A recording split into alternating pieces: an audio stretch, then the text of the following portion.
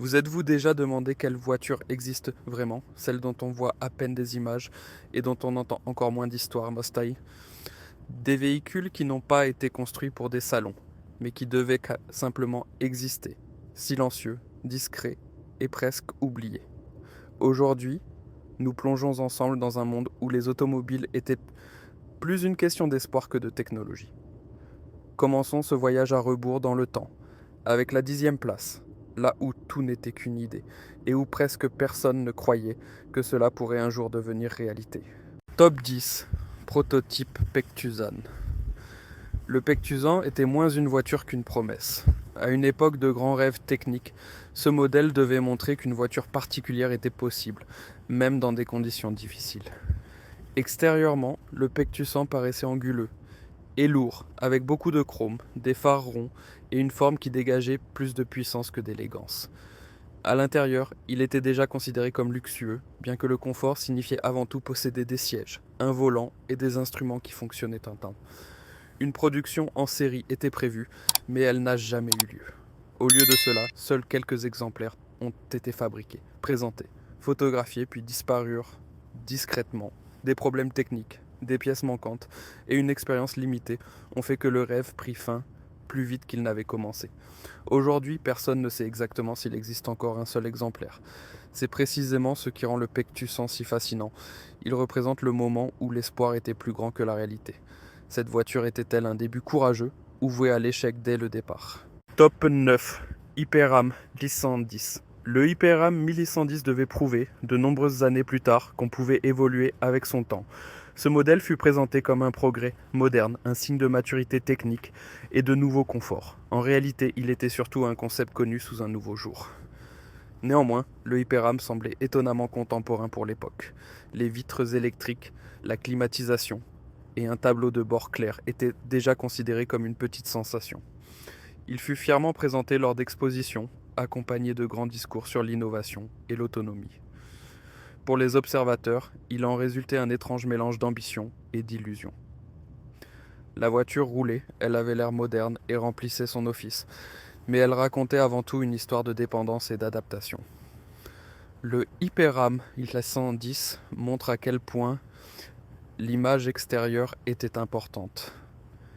Mais un nouvel emblème suffit-il à rendre le progrès crédible, ou reconnaît-on toujours la vieille vérité derrière la façade? Top 8, Samchunri 0502. Le Samchunri 0502 n'était pas un véhicule pour les rêves, mais pour le quotidien.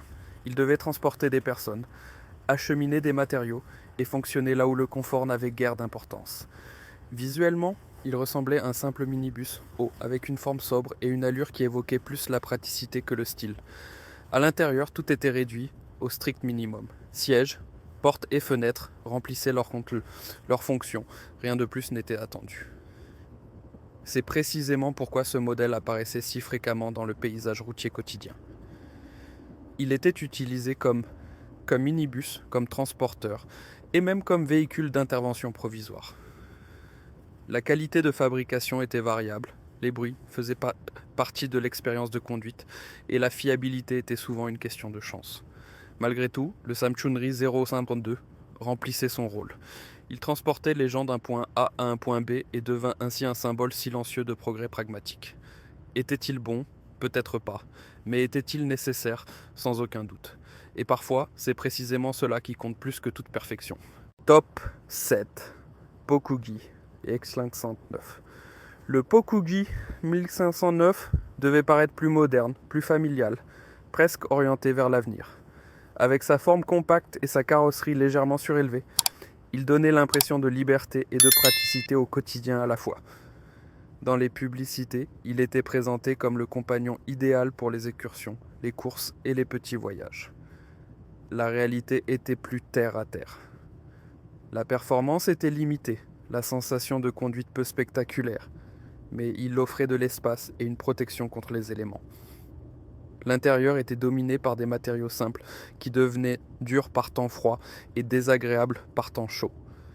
La technologie était présente, mais réduite au minimum. Malgré tout, le Pokugi 1509 était perçu comme quelque chose de spécial, comme le signe d'un nouveau mode de vie. Il promettait mouvement, autonomie et un soupçon de normalité. C'était peut-être sa plus grande force. Car que dit une voiture d'une société quand le simple fait de se déplacer est déjà considéré comme un progrès? Top 6, Pokougi 2405 Prémo. Le Pokougi 2405 Prémo devait être plus qu'un simple moyen de transport. Ce modèle était conçu comme une ascension, un pas vers le statut et la reconnaissance. Son nom même évoquait la qualité et l'exigence. Visuellement, la voiture semblait plus grande, plus large et plus assurée que ses prédécesseurs plus petits. Les revêtements en plastique et une garde au sol surélevée devaient suggérer la robustesse, même si une grande partie de cela relevait davantage du symbolisme que d'une véritable aptitude tout-terrain. À l'intérieur, on s'efforçait de créer une sensation de luxe. Des sièges avec une surface ressemblant à du cuir. Des éléments décoratifs imitation bois et un tableau de bord épuré devaient faire impression. Mais derrière la façade, beaucoup de choses restaient simples. Les matériaux n'avaient pas la même sensation que leur apparence, et la technologie était plus une décoration qu'une expérience. Néanmoins, le Pokougi 2405 Prémo avait un message clair. Il montrait qui avait réussi, qui se distinguait de la masse. Cette voiture était-elle vraiment luxueuse ou seulement une histoire bien racontée de succès et d'ambition? Top 5, Pokougi 2008. Avec le Pokougi 2008, la fonctionnalité est passée au premier plan. Ce véhicule n'était pas destiné au spectacle, mais aux routes difficiles et à une utilisation intensive. Sa forme était anguleuse, presque militaire, sans aucune ligne fantaisiste. C'est précisément ce qui le rendait crédible. Une carrosserie haute, une technologie simple et une allure robuste donnaient l'impression que cette voiture tiendrait le coup, là où d'autres resteraient en panne depuis longtemps. L'intérieur était spartiate, des sièges durs, peu de commandes, et aucun luxe ne détournait de l'essentiel. Le confort n'avait aucune importance, la fiabilité en avait. Le Pokougi 2008 était utilisé là où les routes étaient plus une supposition qu'une réalité. Il transportait des personnes et du matériel sans chercher à attirer l'attention. C'est précisément pour cela qu'il était respecté. Dans un monde plein de promesses, il était honnête. Mais un véhicule qui ne fait que fonctionner est-il parfois plus précieux qu'un autre qui veut impressionner? Top 4, Wepram 3, 1504. Le Wepram 3 a marqué un tournant dans le paysage routier quotidien.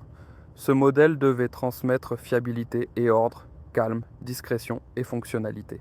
Ses lignes étaient plus modernes que celles de nombreux prédécesseurs, sans pour autant attirer l'attention. C'était précisément l'intention.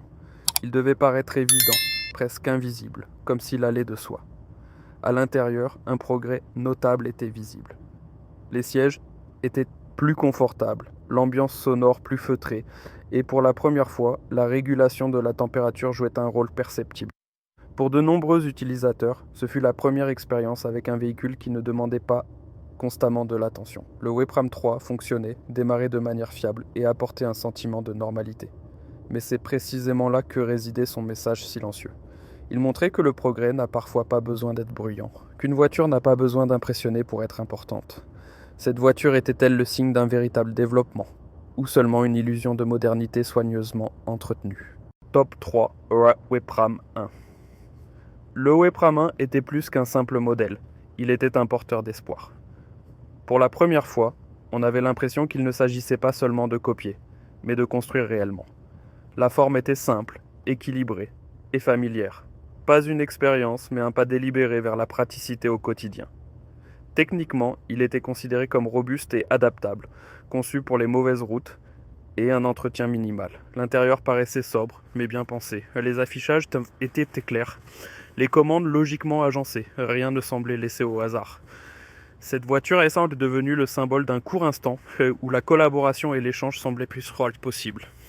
Pendant un certain temps, le Wepram 1 a représenté une véritable perspective, mais cette phase était limitée. Lorsque le soutien a cessé, ce projet a lentement disparu des projecteurs. Reste la question, comment cette histoire se serait-elle développée si cette voie avait été poursuivie avec cohérence? Top 2, Kaengseng, 98, Pyongyang, 4.10.